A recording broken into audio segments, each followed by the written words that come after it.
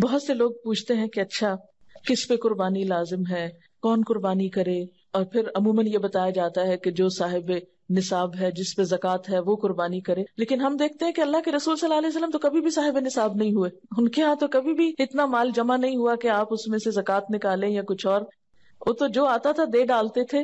اور یہاں تک حالت تھی تنگ دستی کی، حضرت عائشہ رضی اللہ تعالیٰ عنہا سے روایت ہے کہ جب سے آل محمد مدینہ میں آئے، یعنی آپ صلی اللہ علیہ وسلم کی فیملی جب سے مدینہ میں آئی، کبھی مسلسل 3 رات تک گندم کے آٹے کی روٹی سے سیر نہیں ہوئی، یہاں تک کہ آپ صلی اللہ علیہ وسلم وفات پا گئے. یعنی 3 دن بھی مسلسل روٹی نہیں پکی آپ کے گھر میں تھرو آؤٹ مدنی پیریڈ، پھر بھی آپ قربانیاں کرتے رہے. تو یہ قربانی پھر اصل میں کیا ہے؟ محبت کا اظہار ہے. اس کے لیے ضروری نہیں کہ آپ کے پاس اتنا سونا ہو یا اتنی چاندی ہو یا اتنا بزنس ہو یا اتنا بینک بیلنس ہو. بس آپ دیکھیں کر سکتے ہیں تو کر لیں، ایک قربانی بھی سارے گھر کی طرف سے کافی ہو جائے گی. لیکن محبت کے اظہار کے طور پر اللہ تعالیٰ نے خود جو طریقہ بتایا، کیونکہ آپ یعنی ویسے بھی محبت کے اظہار کے لیے تحفہ دیا جاتا ہے، لیکن جب آپ کو پتا چل جاتا ہے کہ فلاں شخص کو یہ چیز بہت پسند ہے، تو آپ کی پھر کوشش کیا ہوتی ہے کہ میں وہ دوں جو اس کو پسند ہے. اس لیے جب یہ باتیں کی جاتی ہیں نا کہ غریبوں کو روپیہ دے دینا چاہیے اس دن، اور فلاں چیز دے دینی چاہیے، اس پیسے کو فلاں کام میں استعمال کر لینا چاہیے، فلاں سڑک بنوا لینی چاہیے، فلاں پل بنوا لینا چاہیے، سب باتیں اپنی جگہ ہیں. لیکن آج آپ کے محبوب کو پسند ہے کہ آپ ایک جانور قربان کریں. یہ سارا سال پل بنوائیں، سڑکیں بنوائیں، جو مرضی کرائیں، لیکن آج اس کو کون سا تحفہ پسند ہے آپ کی طرف سے؟ جانور قربان کرنا. کیوں؟ اس لیے کہ آپ کاغذ کا روپیہ کسی کے ہاتھ میں دیتے ہیں نا، تو وہ فیلنگ نہیں آتی.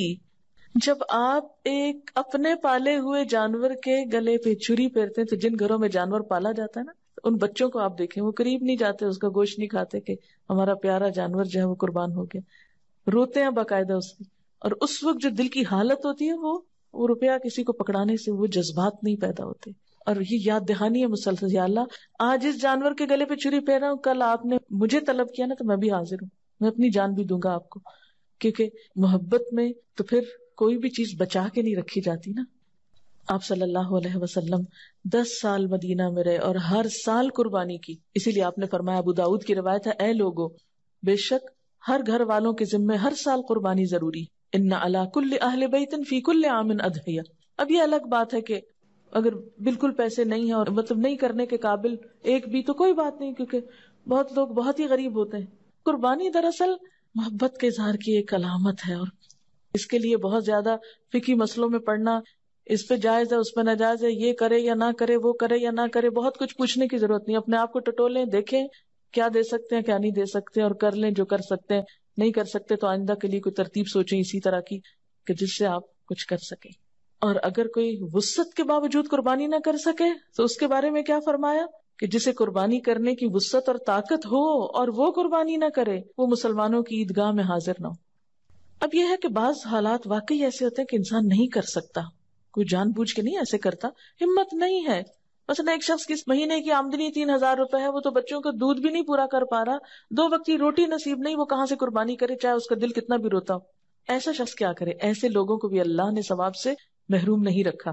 ایک آدمی نے حضور صلی اللہ علیہ وسلم سے عرض کیا کہ میرے پاس قربانی کے لیے تو کوئی جانور نہیں، لیکن میرے پاس دودھ دینے والا ایک جانور ہے، یعنی میرے گھر میں ایک مثلا گائے یا بکری وغیرہ ہے، اسی کو کر دوں؟ آپ نے فرمایا نہیں، اس کو نہیں کرو، کیونکہ اسلام جو ہے نا ایک اعتدال والا دین ہے، دوسروں پہ ان کی وسعت سے بڑھ کے بوجھ نہیں ڈالتا. آپ نے فرمایا نہیں، بلکہ تو عید کی نماز کے بعد اپنے بال، ناخن اور مونچھیں کٹوا اور اپنے پوشیدہ بال مونڈ لے، بس اللہ تعالیٰ کے نزدیک یہی تیری پوری قربانی ہے. اسی لیے ہمیں کیا حکم دیا گیا ہے کہ ذوالحج کا چاند نظر آنے کے بعد نہ ناخن کاٹے جائیں، نہ بال کاٹے جائیں، نہ ہی شیو کی جائے، اور نہ ہی بال اکھاڑے جائیں. نو ویکسنگ، نو تھریڈنگ، نو پلکنگ.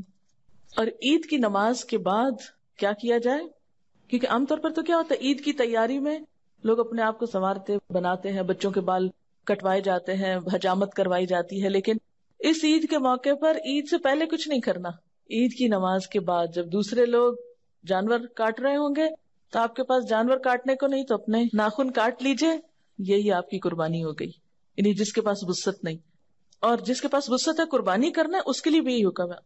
اور حاجی جو حج کرنے جا رہے ہوتے ہیں تو احرام کی حالت میں بھی ان بالوں کو، ناخنوں کو آپ ٹچ نہیں کر سکتے.